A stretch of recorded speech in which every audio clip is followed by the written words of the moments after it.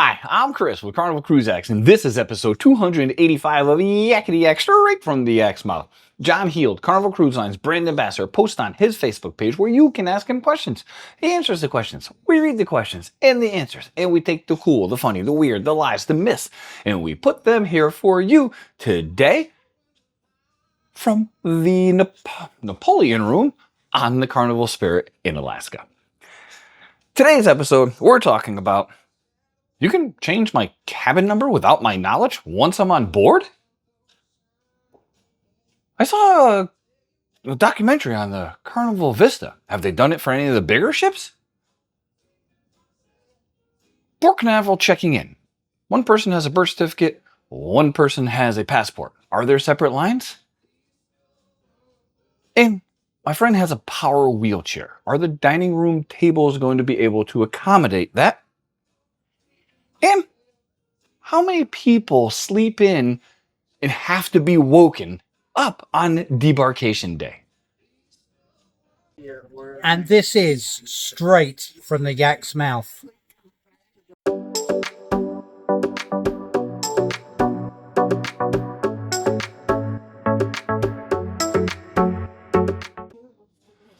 All right, question one. This cruiser wanted to know if it was true that your cabin number can be changed without your knowledge once you board the ship. John said, in unforeseen circumstances, perhaps yes, but 99.99% of the time, it does not happen. Has this happened to anybody watching this? I've personally never heard of that. I don't know. We never had it happen to us in 65 cruises, so if it has, let us know in the comments. Question two. This cruiser recently saw a documentary on the Carnival Vista, and they thought it would be great if Carnival could do another one for the bigger ships. John said, yes, that was actually from what he thinks was National Geographic or the Discovery Channel. He doesn't know if they would ever consider doing it again, but it was a great program. This was actually from the series called Mighty Cruise Ships that came out in 2017, and it was a really cool program. You can actually click on the link in the description and it'll bring you right to YouTube and you can watch it. Hey, on YouTube, pretty cool. So if you like documentaries about the bigger ships, absolutely watch it. It is great. Speaking of like, if you like what you see and you enjoy cruising content, please like and subscribe. We would greatly appreciate that. Question three. This cruiser has two people checking in at Port Canaveral. One has a passport, one has a birth certificate, and they want to know if they will be able to check in together or are there separate lines.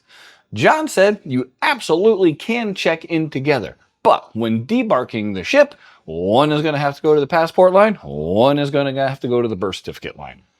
We've definitely cruised out of Port Canaveral before, and it's got these cool little rotating things that walk you down, and we have passports. So we just kept walking and walking and walking past the massive line of people that did not have passports. So I would strongly recommend getting a passport, gets you off the ship quicker, and if you get left in port, you can actually get home. Just saying. Question four. This cruiser is going on the Mardi Gras with his brother, who is a quadriplegic and uses a power wheelchair. They wanted to know if the dining room tables have adjustable height or are accessible for his chair. John said they're not adjustable. They are fixed to the deck in case the ship moves. However, make sure you contact John beforehand, and they will make the proper arrangements to either move chairs or this way he can get in, sit at the table. But if it's a height thing, might have to go sideways because they don't go up and down. Last question. This cruiser was wondering if many people sleep in on the last day of the cruise or the last morning of the cruise and need to be woken to disembark. John said he doesn't know the number, but of course it certainly does happen. Especially if they've had some kind of, they partied too much the night before. Yeah, might oversleep. I said they do ask people to do their very best to leave on time. This way, the housekeeping crew can get everything cleaned up, all the rooms back to pretty, and then the next people on the ship don't have to wait for their rooms too long because somebody slept in. Has anybody ever been woken up before? by the crew? Let us know. Put it in the comments. I'm really interested to know. So that's been episode 285 of Yakety-Yak, straight from the Yak's mouth. Thanks for watching. Please take care.